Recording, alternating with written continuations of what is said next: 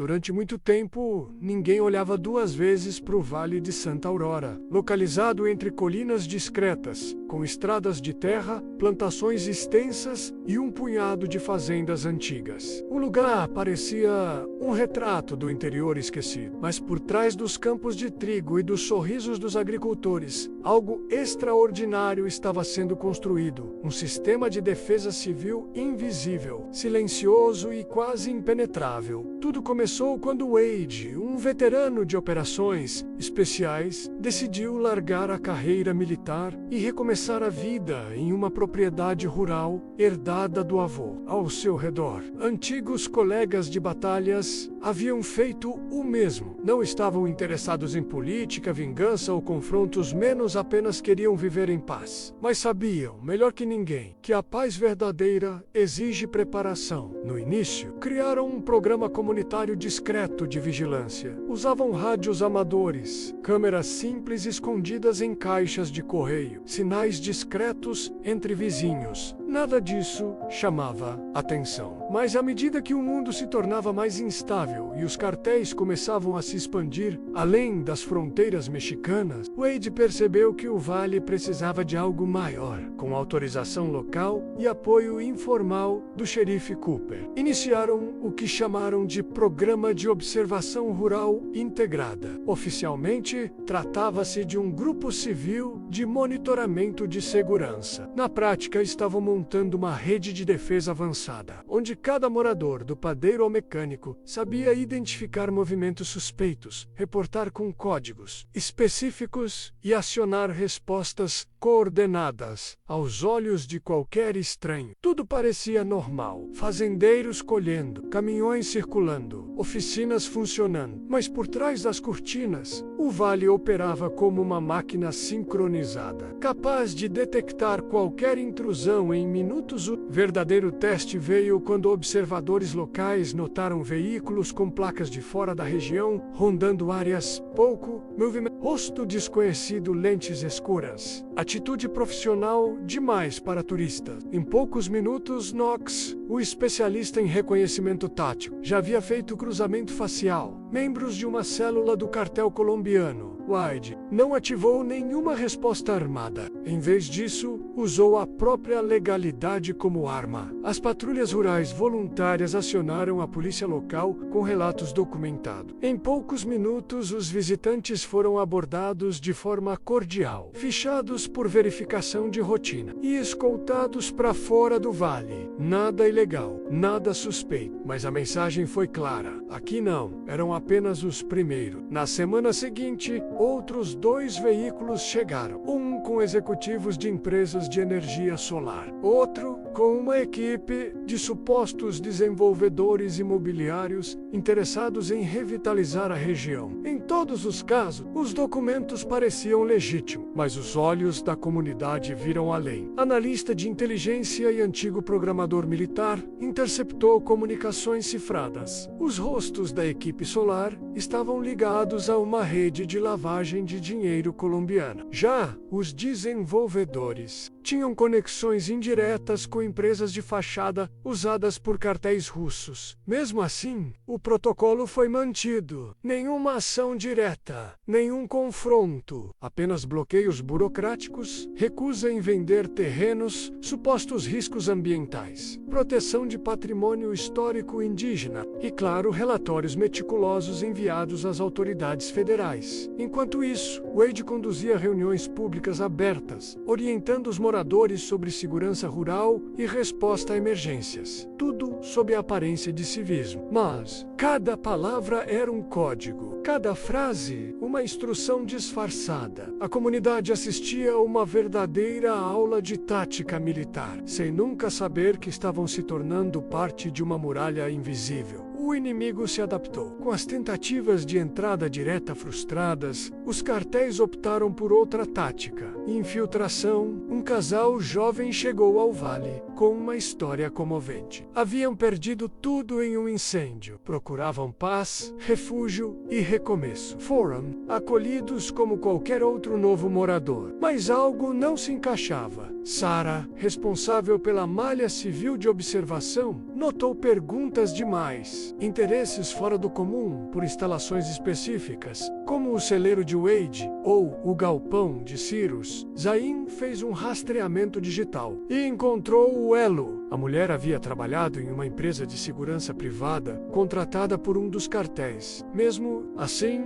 nenhuma acusação foi feita. Apenas aumento da vigilância. Os horários do casal passaram a ser cruzados com padrões de movimentação. As ligações monitoradas, os lugares visitados mapeados. Em poucas semanas, tinham um dossiê completo sobre os infiltrados. Antes que pudessem causar danos, foram convidados a participar de um programa de reinserção estadual e realocados legalmente para outro condado. Sem saber, haviam sido removidos do tabuleiro com precisão cirúrgica. Mas Wade sabia. A ofensiva estava apenas começando. O vale não era mais um território qualquer. Agora era um prêmio. Um desafio para criminosos que queriam entender como um pedaço de terra tão comum havia resistido a forças que dominavam fronteiras inteiras. O que aconteceu nos meses seguintes foi uma mudança de paradigma. Os cartéis abandonaram a tática de força e iniciaram uma campanha de guerra híbrida, menos burocrática, legal, psicológica. Primeiro vieram os processos judiciais. 3 empresas distintas, com CNPJs limpos e históricos comerciais irrepreensíveis, entraram com ações questionando os direitos ambientais do vale, alegando que os registros de preservação eram falsos e impediam o progresso sustentável da região. Em paralelo, uma petição anônima foi enviada ao Departamento de Saúde questionando as credenciais médicas de Nash, que cuidava da pequena clínica local. Alegavam que ele aplicava técnicas não regulamentadas de primeiros socorros táticos. A junta estadual agendou uma visita surpresa. Sarah recebeu a notícia com um leve sorriso. Já esperava por isso. Na noite anterior, havia redistribuído as fichas dos pacientes e instruído os moradores a responderem apenas perguntas objetivas. O inspetor não encontrou nada além de protocolos em dia, equipamentos esterilizados e um consultório modesto, menos mais funcional. Cyrus, por outro lado, enfrentava outra frente, a de preservação arqueológica. Grupos apoiados por organizações não governamentais misteriosas solicitaram o uso de sondas de radar de penetração profunda para garantir que não houvesse destruição de sítios indígenas. A justificativa parecia nobre, mas os moradores sabiam o que havia por trás. Estavam tentando mapear as camadas subterrâneas, onde haviam construído os túneis de evacuação e centros de comunicação do vale. Wade foi categórico. Não vamos esconder. Vamos dar a eles o que vieram procurar, mas não o que esperam encontrar. A virada veio quando Wade decidiu deixar que descobrissem algo. Zayn preparou uma série de documentos forjados com maestria menos nada. Fantasioso demais. Apenas o suficiente para sugerir que Wade e seus aliados eram ex-integrantes de uma célula de elite das forças especiais. Agora convertidos em treinadores de segurança para civis, o arquivo foi deixado propositalmente visível no computador de Nash. Durante uma visita casual de um jornalista investigativo, que na verdade era um informante do cartel russo. 2 dias depois, drones sobrevoavam o vale. Dessa vez, com cuidado. Os relatórios indicavam que agora tratavam o lugar como uma base de operações clandestinas de veteranos militares. Era exatamente o que Wade queria. A mídia começou a especular. Um artigo publicado em um jornal alternativo mencionava o Vale como um centro extraoficial de treinamento paramilitar. Agências federais ligadas à segurança pública solicitaram cursos de simulação em ambiente rural. Em menos de 2 semanas, o que antes era um esconderijo havia se tornado um centro de treinamento oficialmente reconhecido pelo Estado. As aulas continuaram. Os simuladores foram ajustados, as trilhas remodeladas tudo com licenças em dia, conforme as normas. Mas ninguém via o que estava por trás. Os testes de comunicação cifrada por rádio entre moradores, a movimentação noturna camuflada nos pastos, os sistemas de alerta construídos com sensores agrícolas modificados. Disfarce havia se tornado a verdade e a verdade, um novo disfarce. No entanto, os cartéis não desistiram. Eles só estavam esperando o momento certo. Foi Zain quem interceptou as comunicações. 3 grupos de contratados estavam sendo enviados, e soldados de operações especiais, agora trabalhando como mercenários, seriam infiltrados em horários alternados, fingindo ser instrutores ou alunos do centro de treinamento. Na noite anterior ao ataque, a comunidade entrou em alerta silencioso. Ninguém gritou, ninguém correu, mas os movimentos começaram. Tratores foram posicionados em pontos estratégicos, cancelas travadas, rádios verificados, as vacas de Miller foram libertadas perto do campo leste. Os aspersores foram direcionados para as áreas de passagem. Às 3 da manhã, o primeiro grupo avançou. Movimento na trilha sul, informou Tommy com voz firme. As câmeras mostravam soldados em formação tática, seguindo o padrão militar,